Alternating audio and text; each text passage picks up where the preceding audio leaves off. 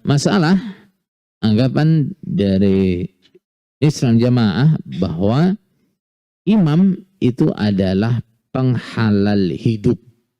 Artinya gimana? Orang kalau nggak punya imam, hidupnya tidak halal. Baik.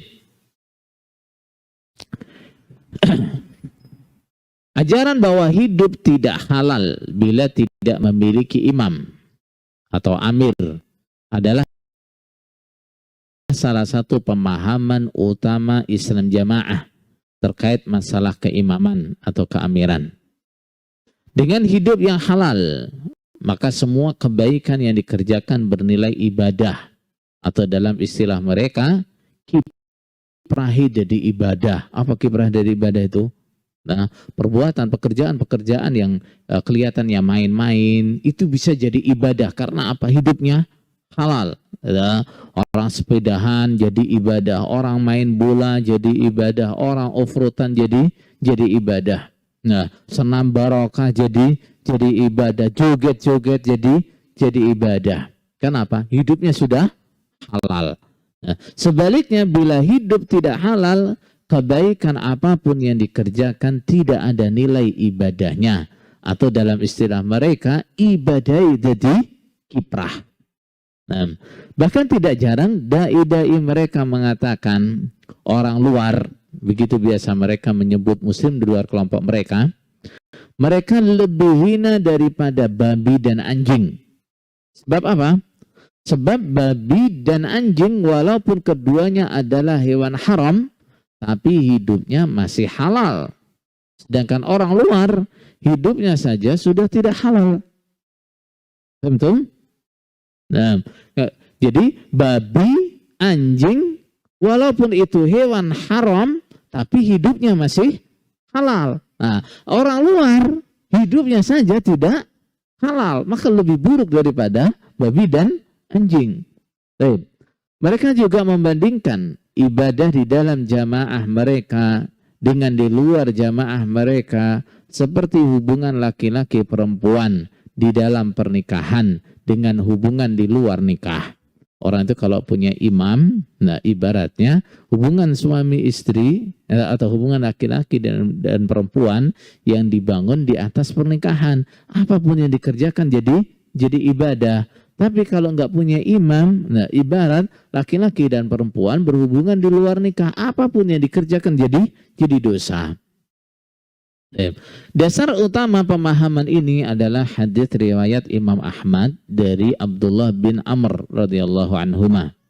Lafadznya, la yahillu an yankihal mar'ata bi talaqin ukhra wala bi talaqi ukhra wala yahillu li rajulin an yabi'a ala bai'i sahibihi hatta yadharah wala yahillu li thalathati nafarin yakununa bi ardi falatin illa ammaru alaihim ahadahum wala yahillu li thalathati nafarin yakununa bi ardi falatin yatanajatsnani duna sahibihima.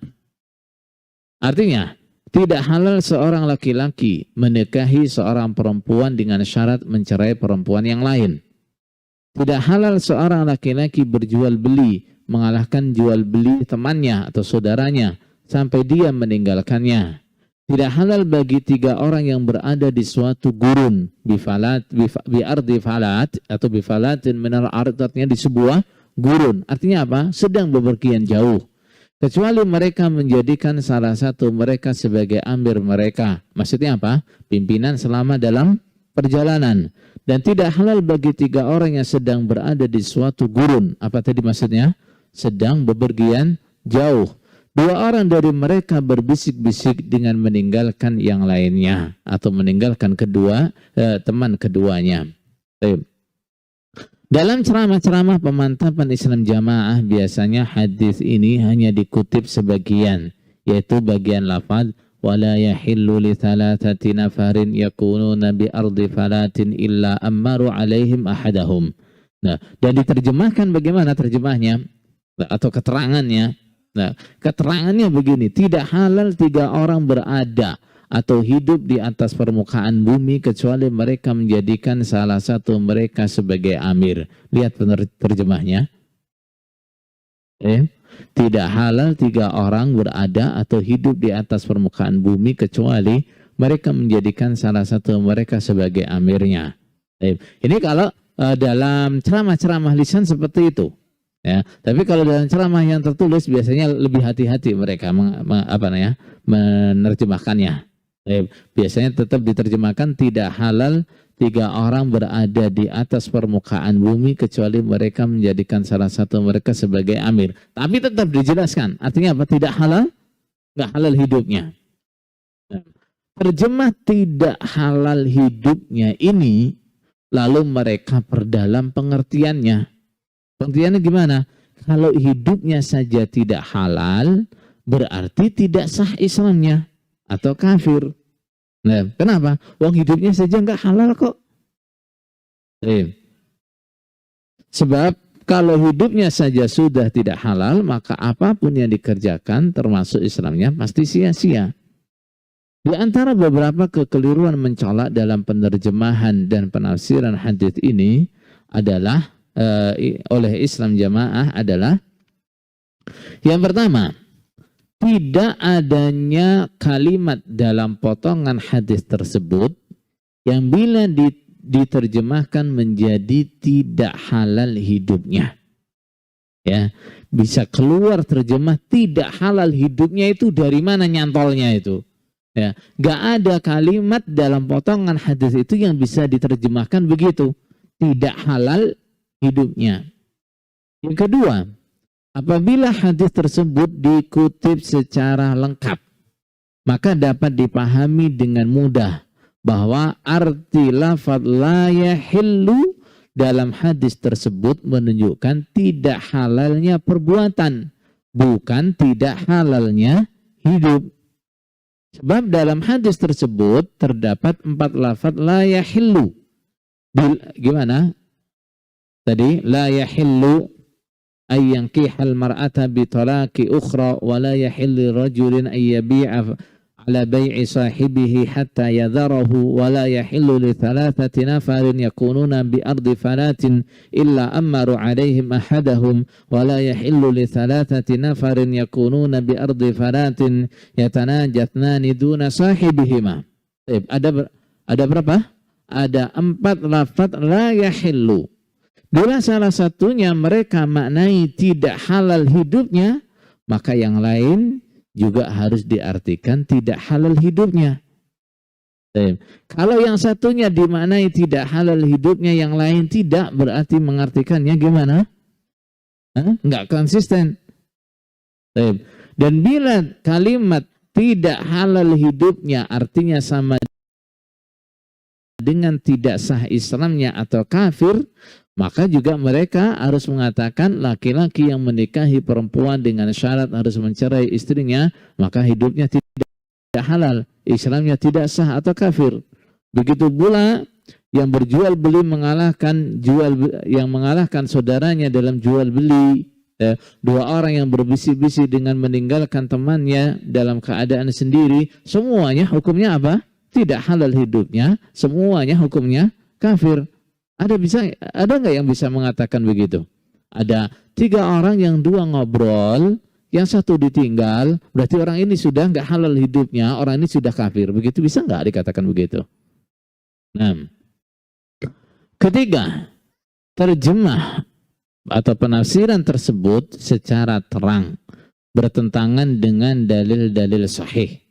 Di antaranya sabda Rasulullah sallallahu alaihi wasallam, umirtu an uqatilan nasa hatta yashhadu an la ilaha illallah wa anna muhammadar rasulullah wa yuqimus salah wa yu'tuz zakah fa idza fa'alu dzalika asamu minni dima'ahum wa amwalahum illa bihaqqil islam wa hisabuhum 'ala Allahi azza wa jalla.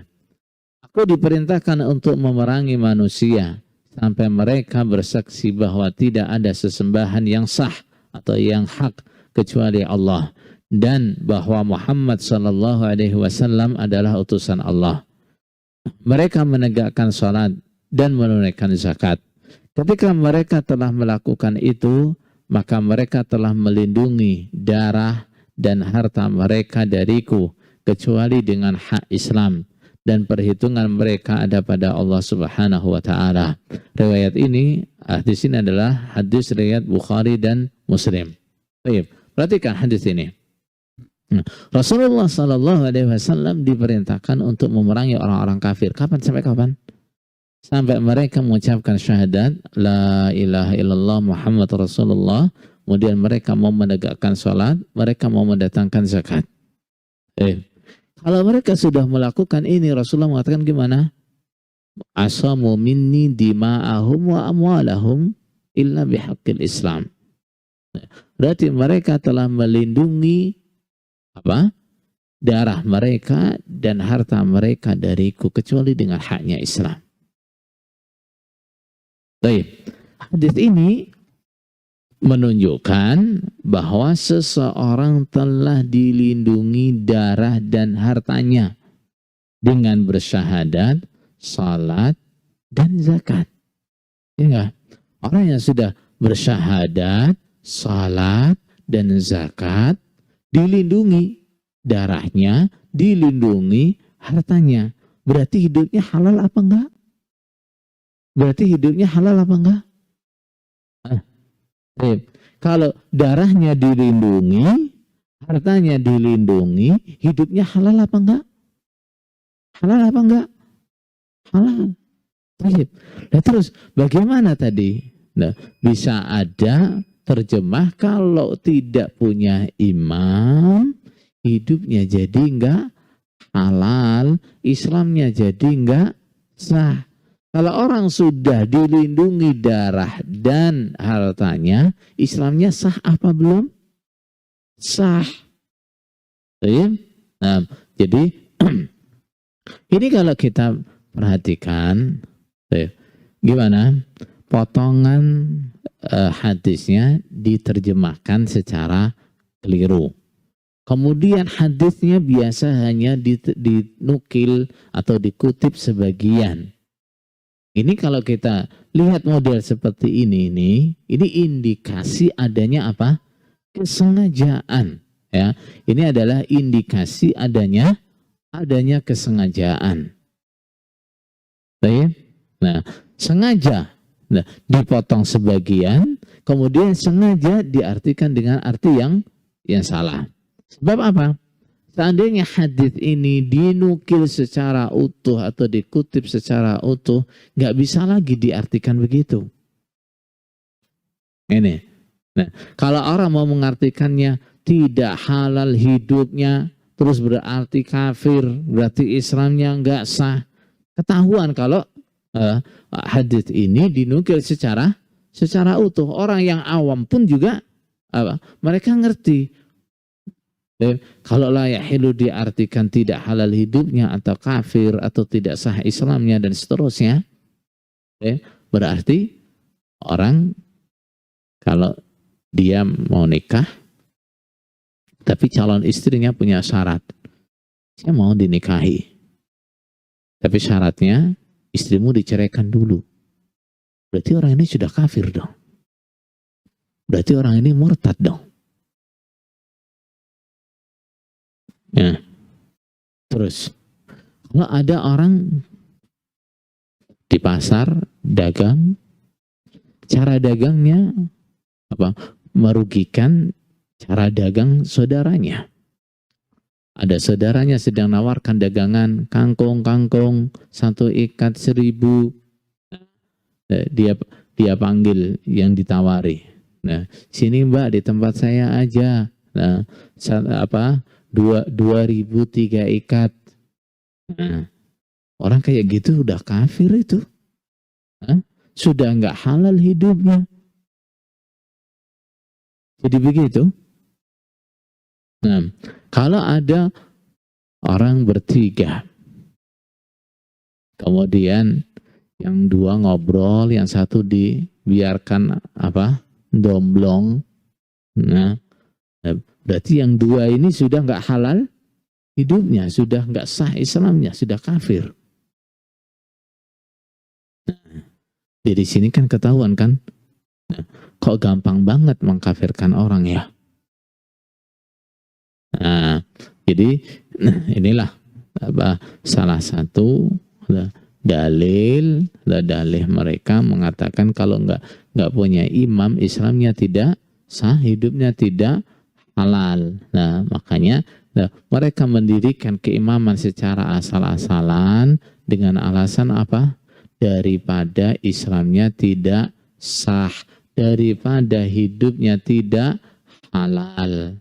Nah, bahkan dibikin narasi yang dramatis. Seandainya Bapak Imam tidak bersedia untuk dibaiat, nah, berarti kita nggak punya imam lagi, berarti Islam kita nggak sah, berarti ada hidup kita nggak halal. Masya Allah, imamnya jadi pahlawan besar.